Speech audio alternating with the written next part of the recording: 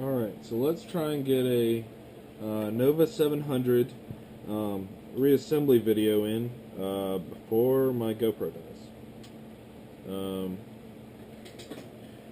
So I did. This is become a three, maybe a four-part video if my GoPro dies. But I showed the disassembly of this gun.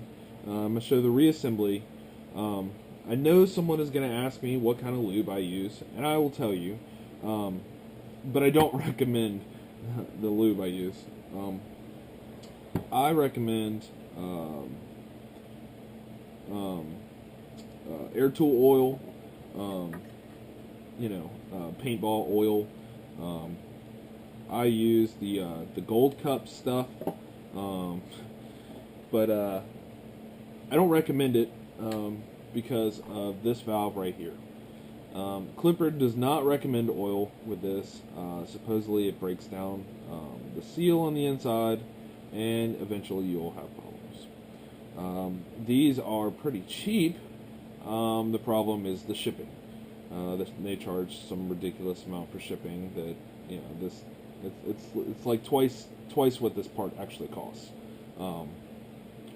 Which I want to say off the top of my head is like $25 total shipped or something, but don't hold me to that. So I recommend that you use a Dow. A Dow 33 works well. I recommend using a thin coat. If you're having problems with your spool sealing, use a little thicker coat. I did that to a spool recently that had a small leak in the feed tube. But here's what I'm gonna do. I'm gonna start assembling this while I'm talking. Be sure to check out the Facebook page, Airstar Nova Enthusiasts. We've got some people that have some Mayhems and other guns on there as well. So if you're looking for a place to find information about that, I'm not sure we have it all, but that's another place to check. Now I left the brass O-ring, or the brass ring in here, the spacer, and there's no real reason to take it out unless it's dirty or something and you want to, really clean gun or something. I left it in there. It's just easier that way.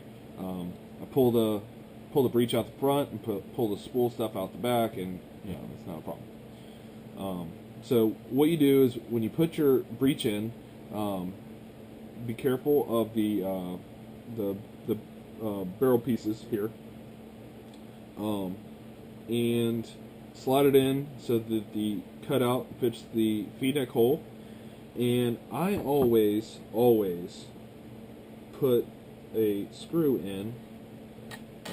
Make sure I have it lined, and it's kind of convenient that I use a 1/8 inch Allen key, which is the same one that is for the head of this screw.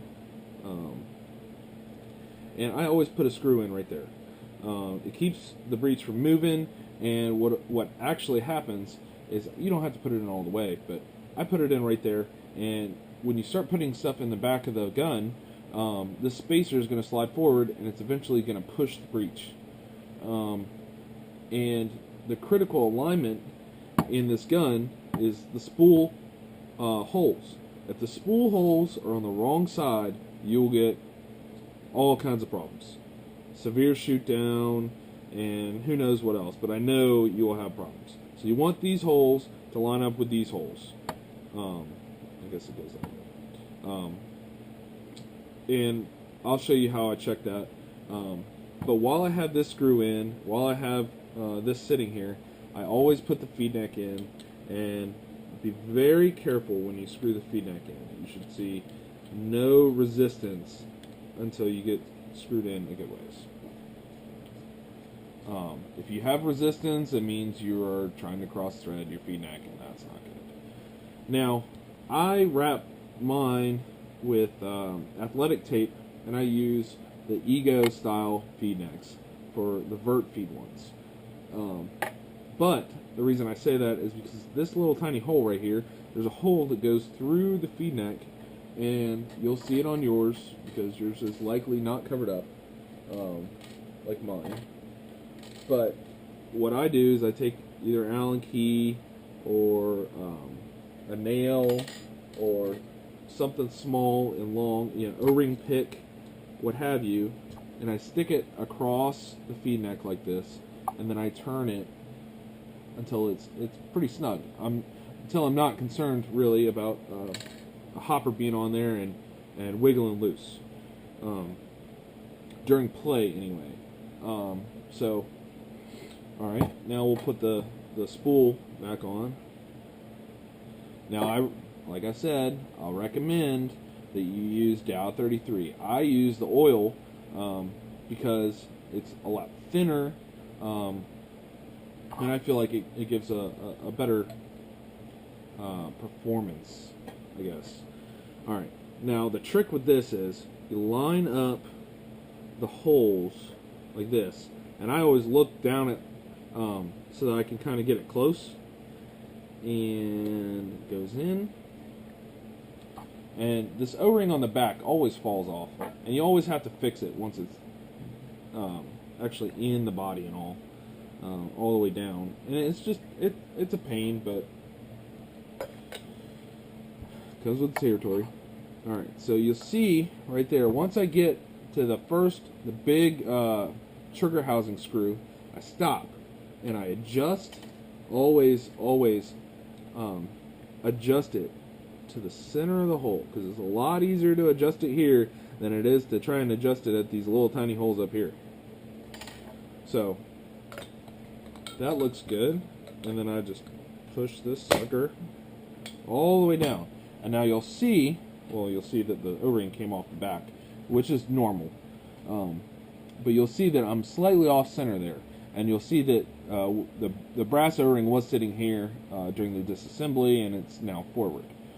So I'll take a little tiny Allen key, and I won't because it's a little off.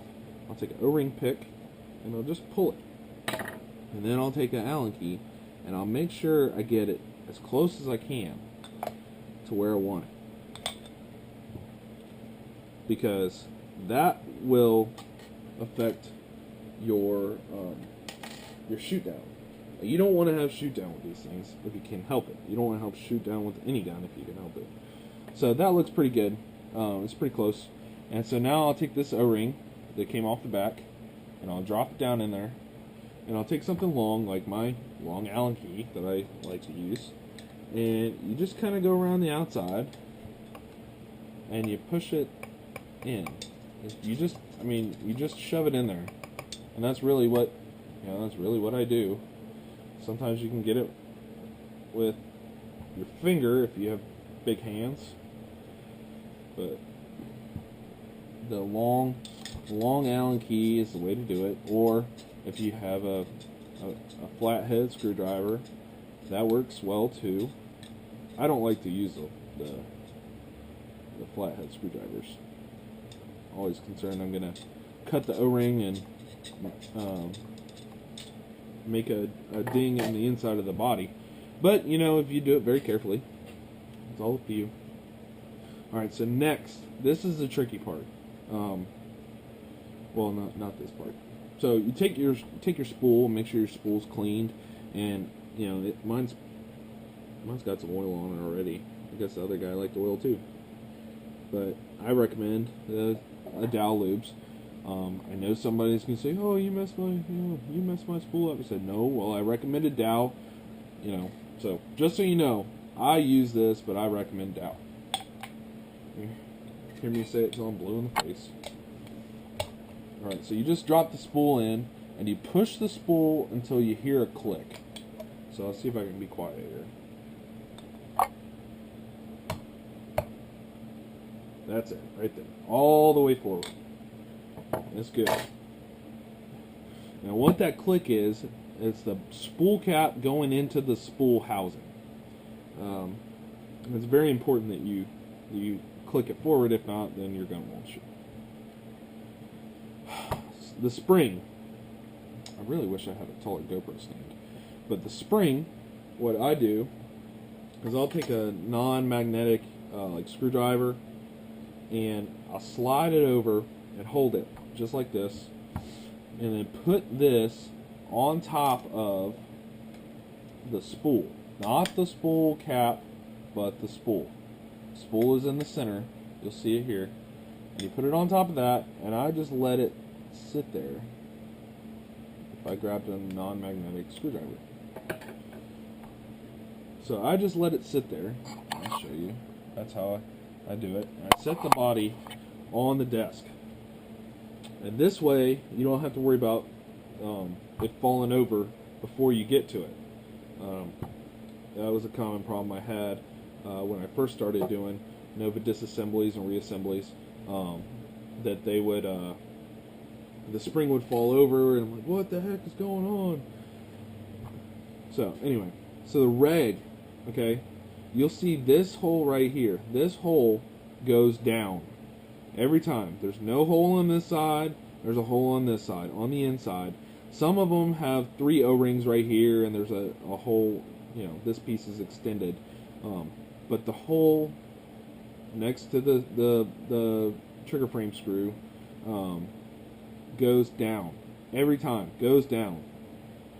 So I do the same thing with this one, where I, you know, kind of line it up as best as I can and slide it down.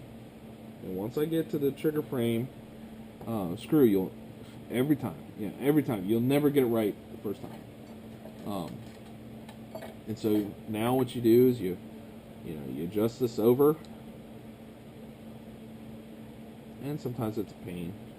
Sometimes you have to push a little more. Sometimes you have to. Now pulling back is a whole nother beast, because you have to try and push it back through the front.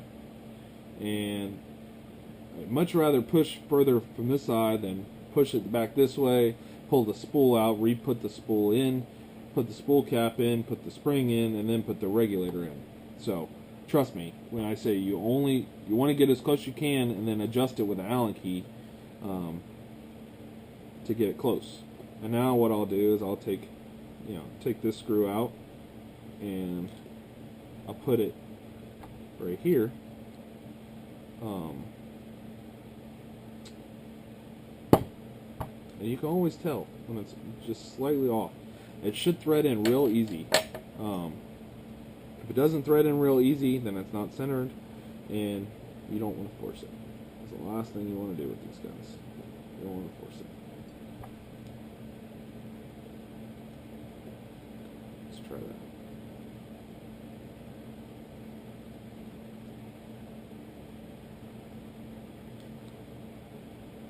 And make sure you take your time too, because it's important.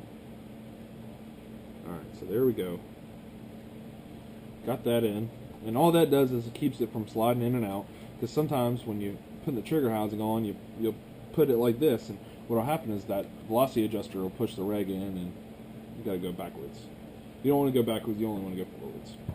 Alright, so when you put the trigger housing back on, you have to put the back one on first. The back housing screw. You have to, because of the spring. And somebody's gonna tell me I'm wrong, or try and do it the other way, and I'll tell you, go ahead and try. I'll let you. You can probably do it, but it sure is a lot easier to just put the back one in first. Now, I will say that there are different versions of the relief valve piece. I want to say this now so that I don't forget. Some of them are cut off about right here, and they have a cupped back. Not cupped as in the spring goes in it, but the spring sits on it. And it has the long spring like this. Some of them have a shorter spring and sit on a piece similar to this, where the frame screw sits through like this, spring sits on that, and then this piece is cut down with a shorter spring. Those are pretty interesting because you can pull the rear frame screw out first. or put it in last, if you know, however you think about it. But those are different than this. This is the normal Nova style, and just so everyone knows that it is the normal style, and what you'll likely see. Just cleaning these parts up a little bit before I put them in. Hope my battery doesn't die on my GoPro there. But you want to put this screw in first and let it drop down. Once it drops down, put it on here, and don't force it. Don't force it. Just let it go gently. And sometimes it helps if you put the front one in first, and then do the back one.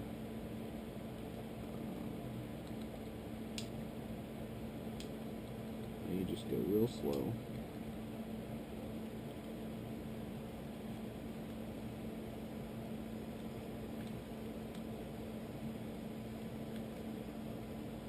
Come on. There we go. Alright, so you get that all tightened up. And I'm going to pull this screw out and use this as my front frame screw. All the threads are pretty much the same on the Nova, in between Novas. I know some people said that the sight rails had different screws, and some may and some may not. It just kind of depends on your case. It's a case-by-case basis with the Novas, let me tell you. Alright, so now I'll put this front screw in, and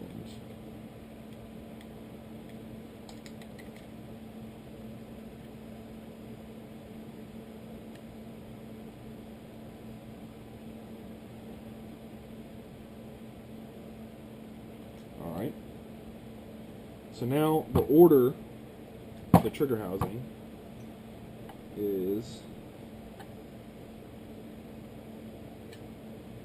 this. I like doing exploded views so everybody can see what is going on. I know that's probably backwards for you, but so of course the GoPro died. So what I did is I put the set screw back in the trigger. If you screw it in too far, you can see right there where it protrudes into the hole. So I'm going to back it up so you can't see it. And now I'm going to show you what we have in here. We have our brass insert, and further back we have our spring, our three-way valve, our brass insert, and now what we do is we drop our trigger in. Don't worry about these screws yet. Drop our trigger in, put our trigger rod in, and lift our trigger. What I like to do is I like to push the trigger rod as far back as I can with normally using an Allen key. I pull the trigger as far forward as I can, and I set that screw onto the trigger rod.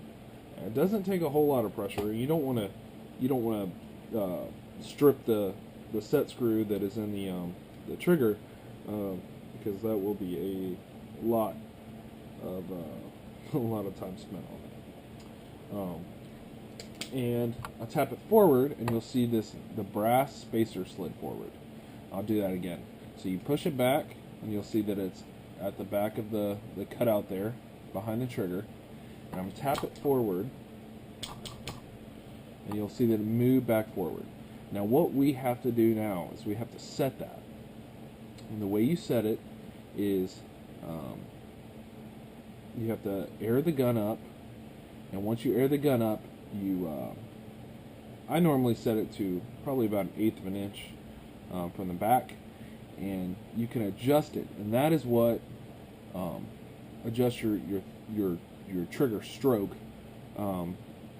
And if you adjust it farther forward, it makes it shorter, but you also want it reliable. So that's kind of important as well.